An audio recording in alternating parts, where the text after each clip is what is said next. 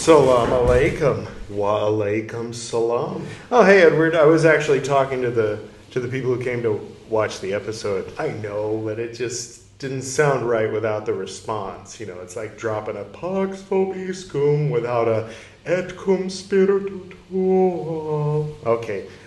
So this is Chicken Philosophy, and we're going to continue reading the Meccan Revelations. And this is part 27 of the Meccan Revelations. If you would like to start with part 1 and or anywhere else in the playlist, you can click here. That's the playlist. Bye-bye. And for those of you who are still here, I assume that you would like part 27.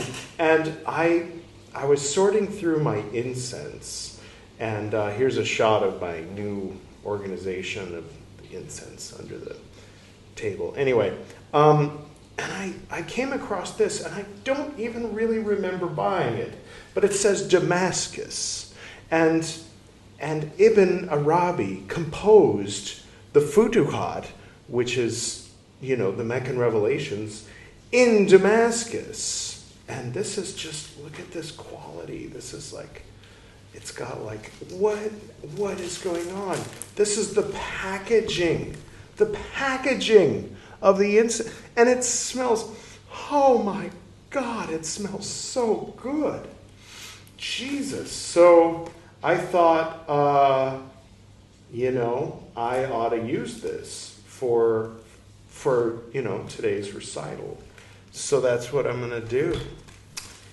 How's everybody doing? Hope everybody's doing well. Having a fine Sunday. Maybe you're not watching this today. Oh my God. If you have the opportunity to get, where's my magnifying glass? Says Damascus, carefully selected from traditional recipes, hand-rolled luxury, GIEPL.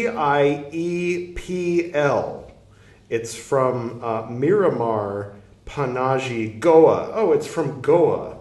Wow.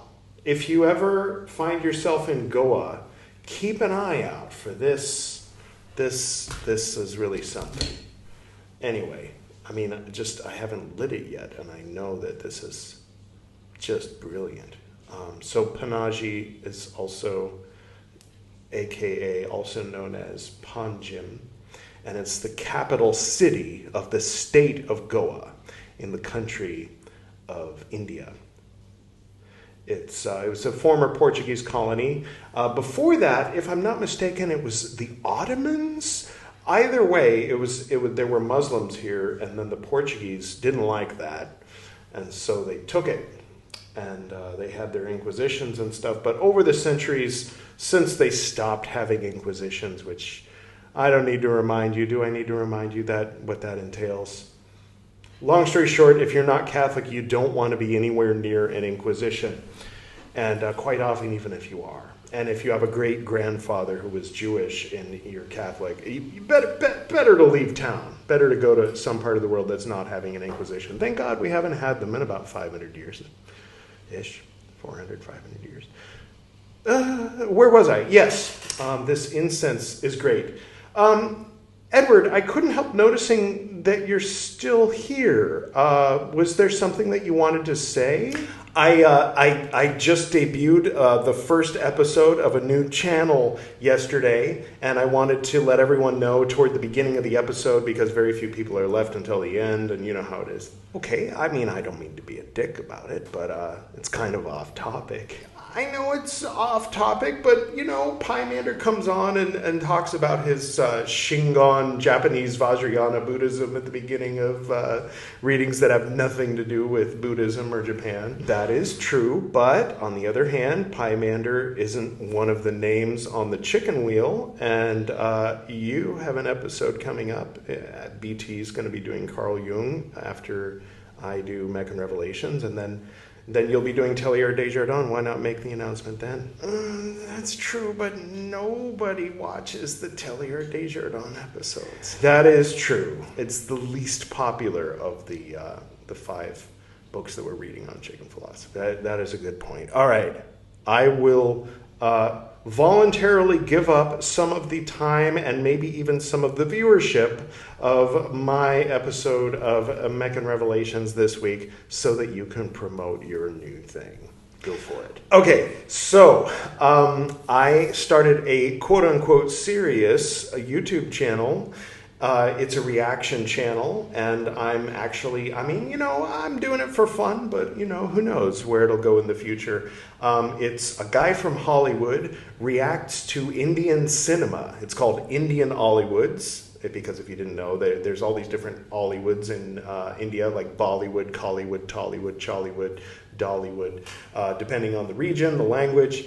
And I just reacted to a movie called Bandit Queen, which is a controversial movie from 1994. And you can click through, watch the movies, subscribe to Indian Hollywoods, and that's it. Back to you, Gwydion. All right. Now that that's out of the way, thank you so much, Gwydion. I really appreciate it. And if you don't mind, could you put a link in the middle of the screen at the end just for the people who make it all the way through? All right. You're killing me, Edward. All right. Hopefully that's the end of that. Let's get to today's reading. Hope everybody's doing well. And Editor Edward, to make up for all that, because Editor Edward is a very close relative of the Edward that appears here in the chair. You like my new shirt, by the way? Squid Game. Good show. Yeah, could you play some music? Some of that Cafe Anatolia is pretty cool. Yeah, cool. And Editor Edward, if you don't mind coming on and telling everyone the name of this track and pointing to the corner of the screen so that they know where to hear it if they want to. Sure. That is, of course, as you said, from Cafe de Anatolia. The track is called Arabic Deep House 2024, and you can listen to the whole track by clicking right there. Okay, cool. We're even now. You scratched my back, I scratched your back. We're all done with the back scratching. Now it's time for the reading. The voluntary death. Ooh. Okay. I'm listening. Chapter 351. This is italics, so we know it's Michel Chodkiewicz, not Ibn Arabi. The numerous Quranic verses and hadith underlying Ibn Arabi's conception of the, quote, voluntary death. Is that like le petit mort? No, nothing like that. Yes, and corresponding spiritual awakening or, quote, rebirth, end quote, of the saints have already been mentioned in the introduction to these eschatological selections. As mentioned there, the many scattered references in the Futuhat to such experiences, parentheses, and to the broader ontological perspective they propose, end parentheses, offer the most accessible, although often still extremely ambiguous, key to his understanding of the profound spiritual meaning and intentions of the complex symbols of Islamic eschatology. Nowhere is that distinctive approach more openly and personally stated than in the following parentheses, particularly autobiographical, end parentheses, brief remarks from chapter 351. Well, I'm down for some autobiographical stuff. I like it, Ibn Arabi. I'm a fan. So if he's going to get autobiographical, then let's hear it. Okay, translation. Now we're back to the non-italics, which means this is a translation of Ibn Arabi's writings into English. Here we go. The voluntary return to God is something for which the servant is most thankful. I think he means himself. It seems like that. God said, quote, the whole affair is returned to him, end quote. Was God referring to himself in the third person? Quran 11:123. Because him was with a capital H. So, and if God said it, he is talking about himself in the third person. Or maybe something in the translation from God to Jibreel to the Prophet Muhammad, blessed be he, to the person who wrote it down generations later, which, by the way, if I'm understanding correctly, he wasn't supposed to do. Everybody was supposed to memorize it and just pass it on orally. But somebody wrote it down because of all the, I think, 72 people who had it memorized, all of them were killed except for like 8. So they were like, guys, let's write this down. And then they did. And thus we have the Quran. Already heresy in its very existence, within its own context. Right?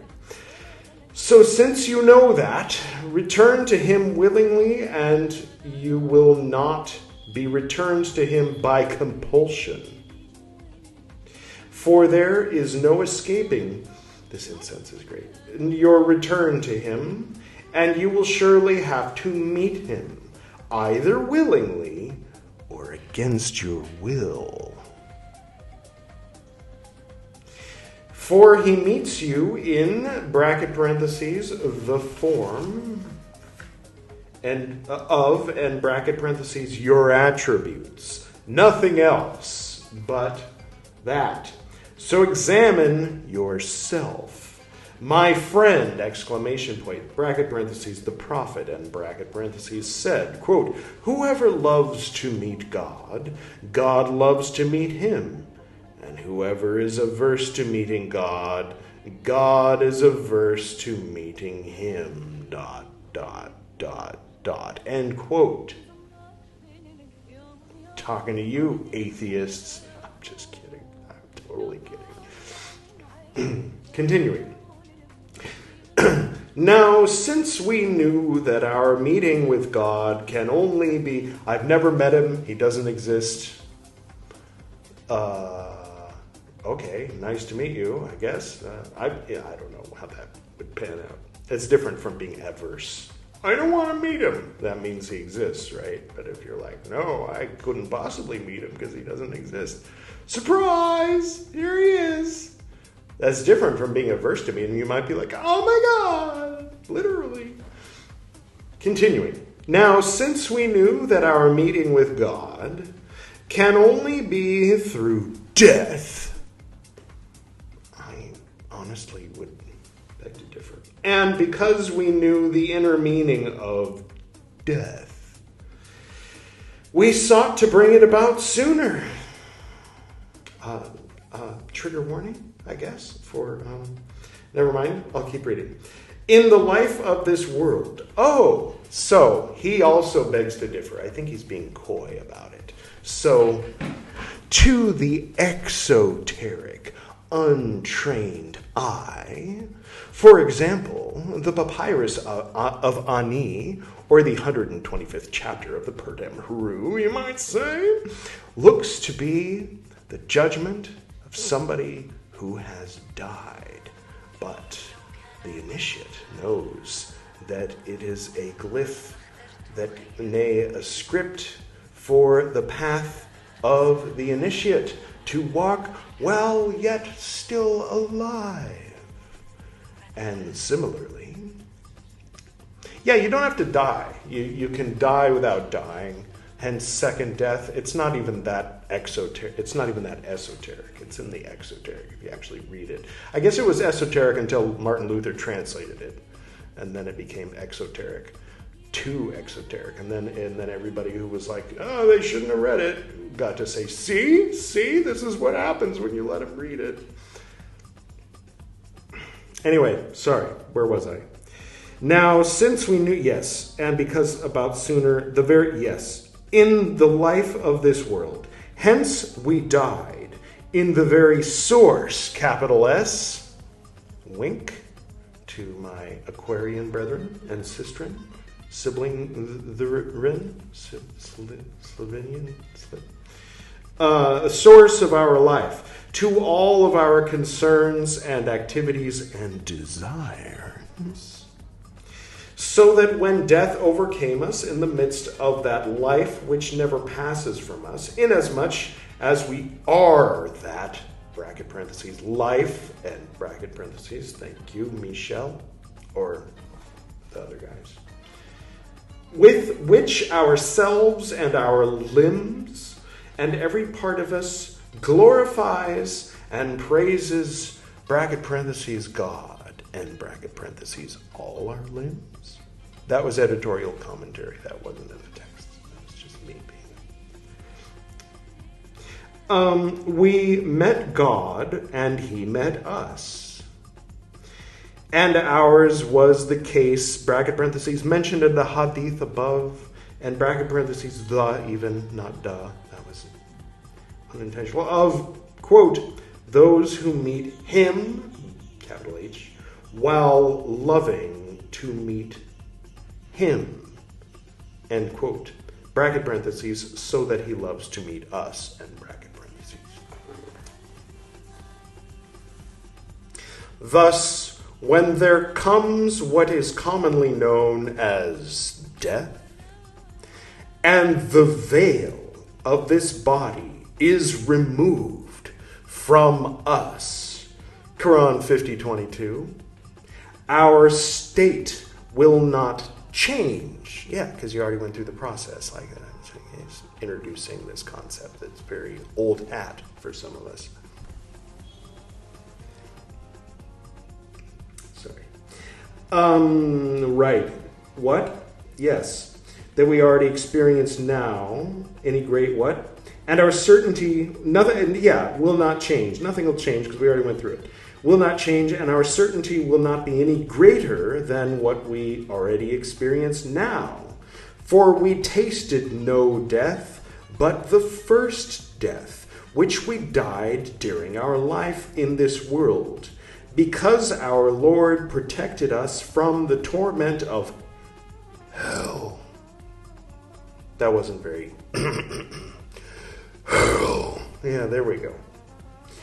As a bounty from your Lord, that is the supreme achievement. Bracket parentheses, Quran 44:56-57. Bracket parentheses, sounds familiar from Christianity. Which came a few centuries before, so it might not be a coincidence.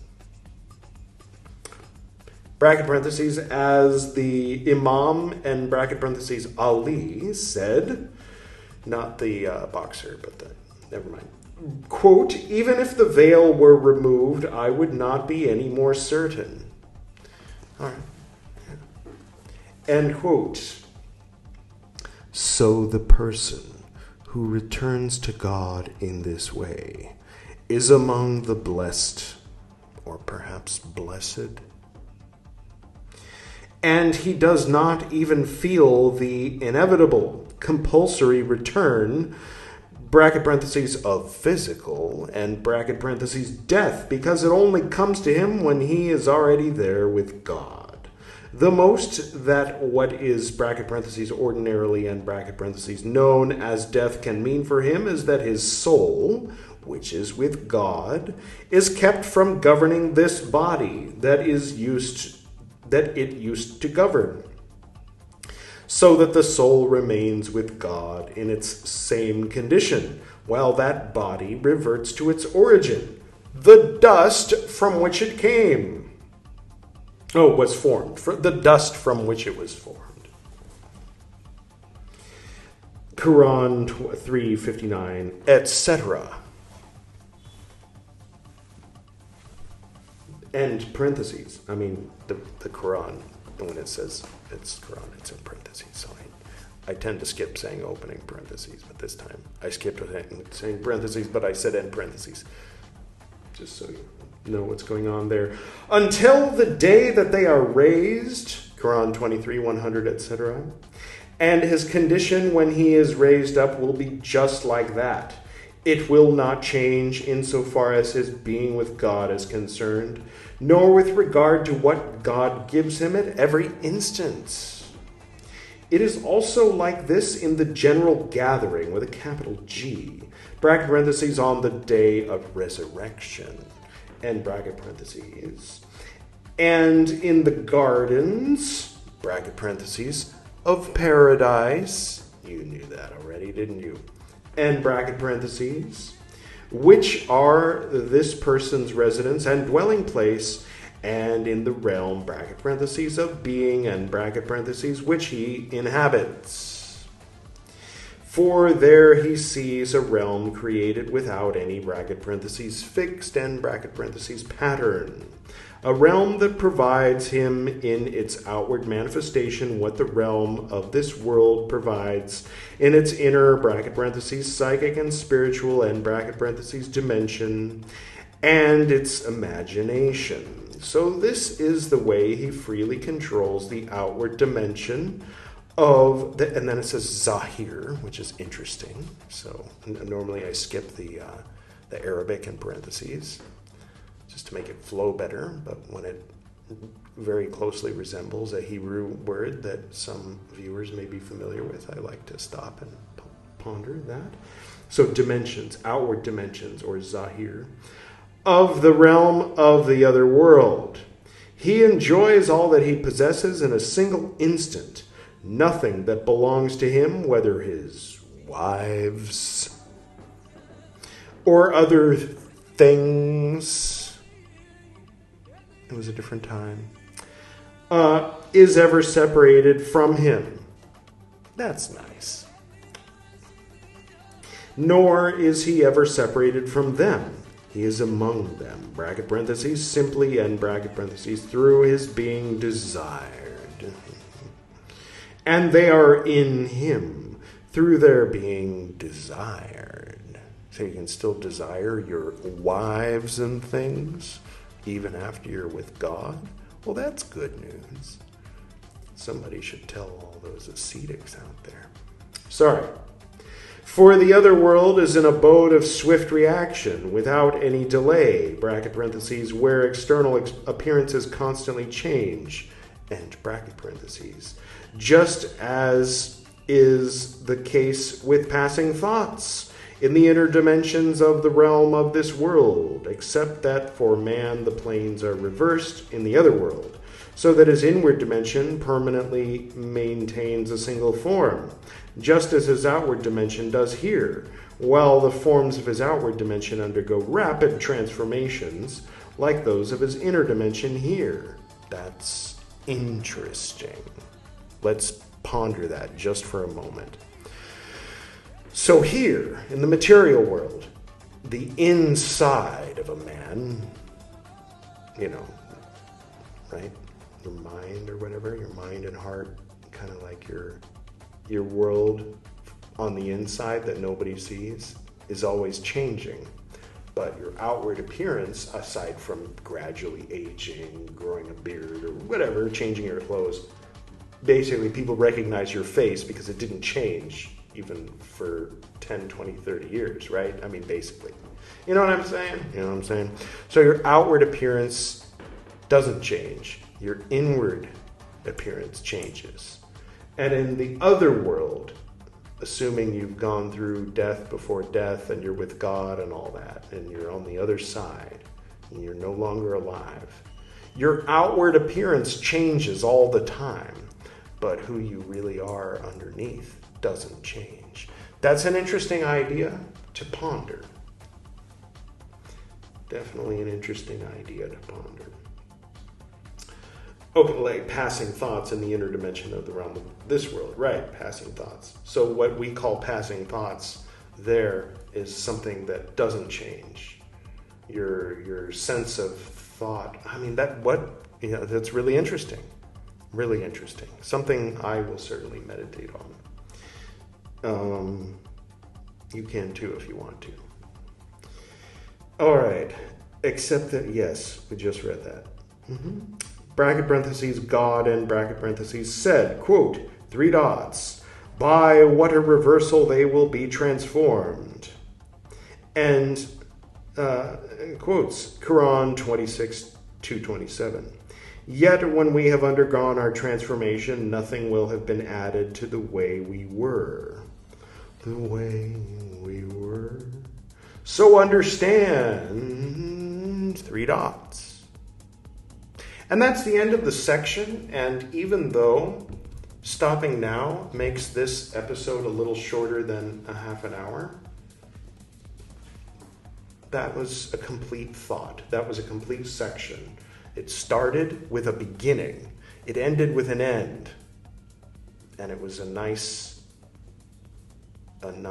subject thought. The voluntary death. Cool. I mean, good. I liked it. I didn't really have anything wrong with that, aside from a little bit of the subtle, what do they call them? Microaggressions, the micro, aggression or microsexism. If he doesn't lose his wives and things.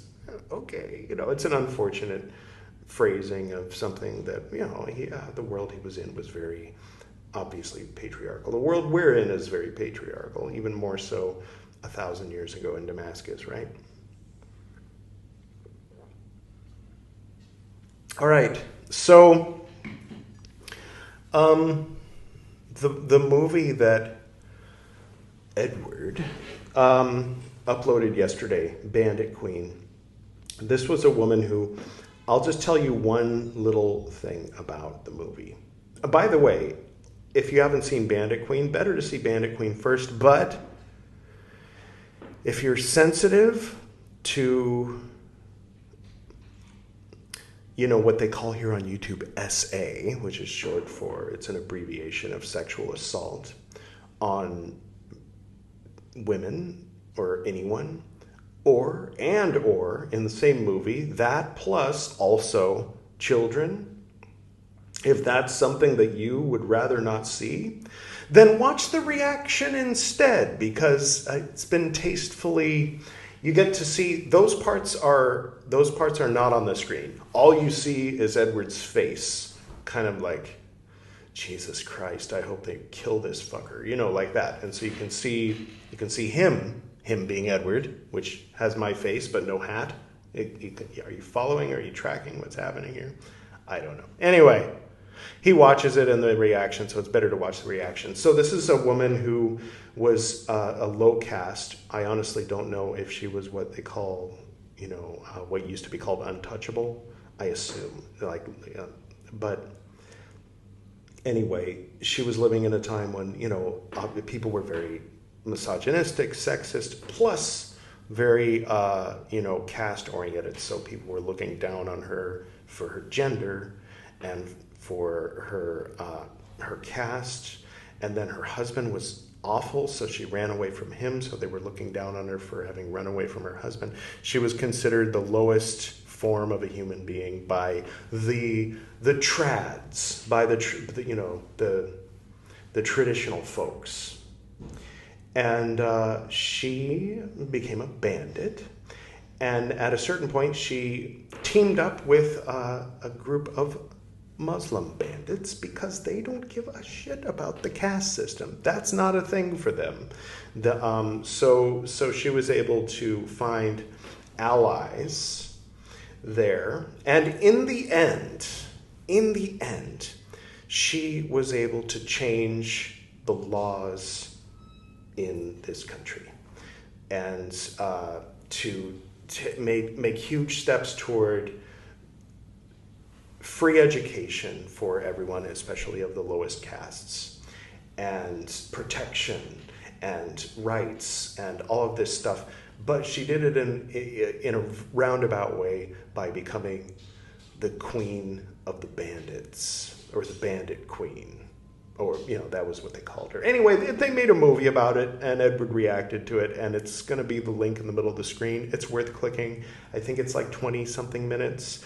It's a 2-hour movie, but the edited down version so it's like you just kind of get the cliff notes. And again, if you want to see the movie, it's worth seeing, but if you don't want to be exposed to the emotional, gut-wrenching impact of actually seeing these things depicted on the screen, then better to watch the reaction. Anyway, bright, cheerful topic, huh?